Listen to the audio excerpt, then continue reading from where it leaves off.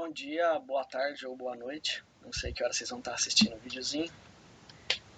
Tô fazendo um teste aqui, tá, gente? Espero que dê certo, espero que funcione.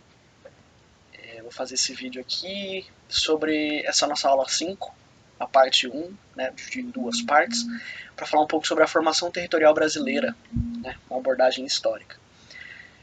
Já passei o vídeo para vocês, da videoaula do SAS, só que aqui, para complementar, vou mandar esse aqui também, e aí depois a atividade que vai acontecer em cima disso que eu devo mandar amanhã para vocês. Tá bom? Espero que vocês estejam me ouvindo bem e que funcione, tá? Então, começando aqui, ó, a gente tem, né, acompanhou o meu mouse aqui, ó, o início da colonização. Como a gente vinha falando já nas últimas aulas, a colonização ela se deu ali pelo litoral, né? Ela começa pelo litoral. E ela está limitada ao litoral até o século XVI, né?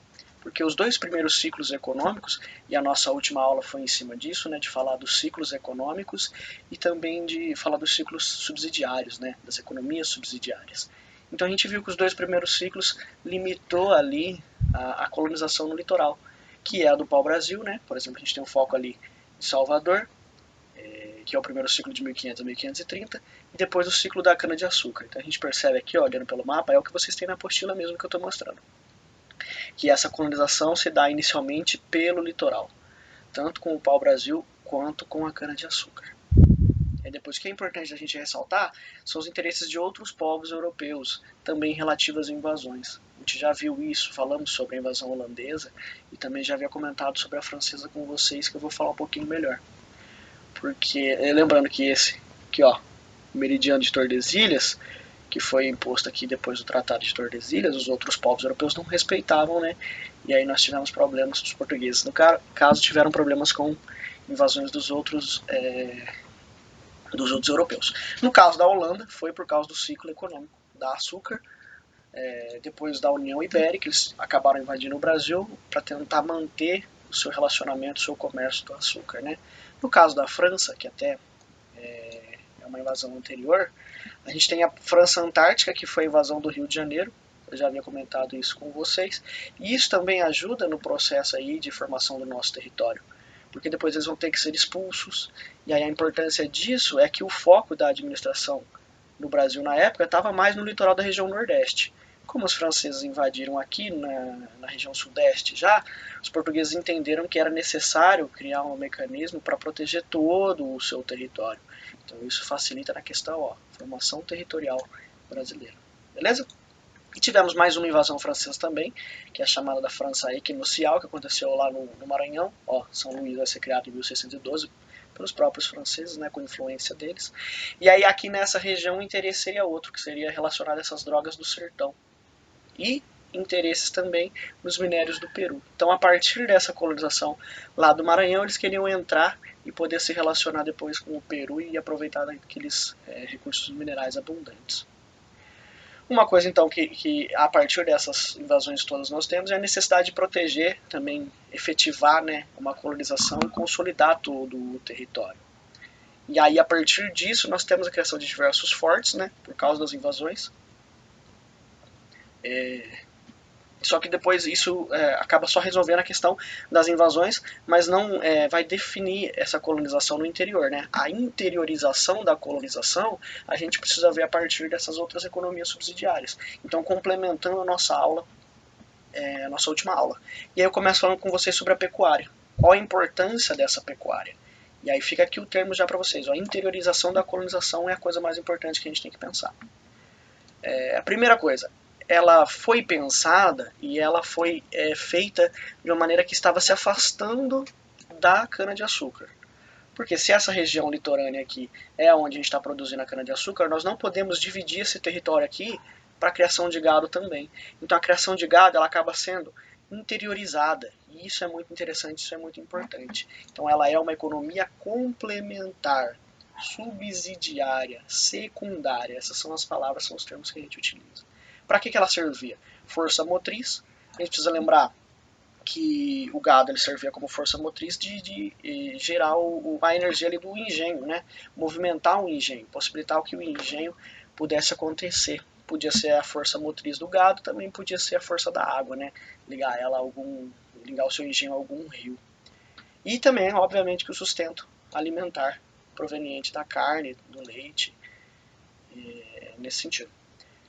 Temos aqui o Rio São Francisco como sendo muito importante, né, porque a criação de gado ela seguiu o leito dos rios, então o gado ia sendo conduzido para o interior seguindo o leito dos rios, e aí no caso São Francisco sendo de grande importância nesse sentido, o que gerou também o surgimento de diversas vilas ao longo aí do rio. Outra coisa que é interessante é falar sobre o trabalho, porque o trabalho aqui é livre. Tá? Então nós temos a figura do vaqueiro que vai surgir nesse momento. Ele é um trabalhador livre também, ele não é um escravo trabalhando para o senhor, né? Até porque o senhor precisava ter uma certa confiança em relação ao seu vaqueiro. Ele ia cuidar e conduzir o seu gado, né? Recebendo até uma parte, né, de benefícios, recebendo gados esses próprios vaqueiros. Então tinha que ter essa relação de confiança entre o senhor e o vaqueiro.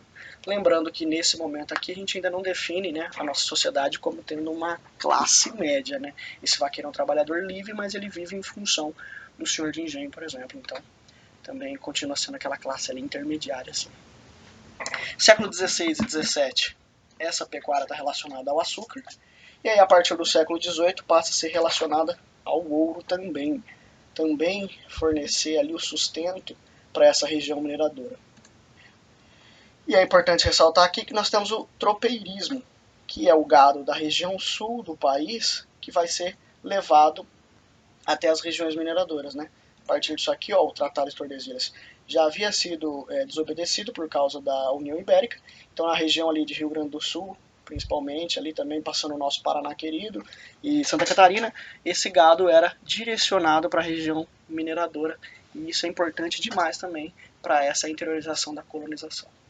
Uma outra coisa importante é essa exploração e povoamento do norte do território. Vai acontecer a partir do quê?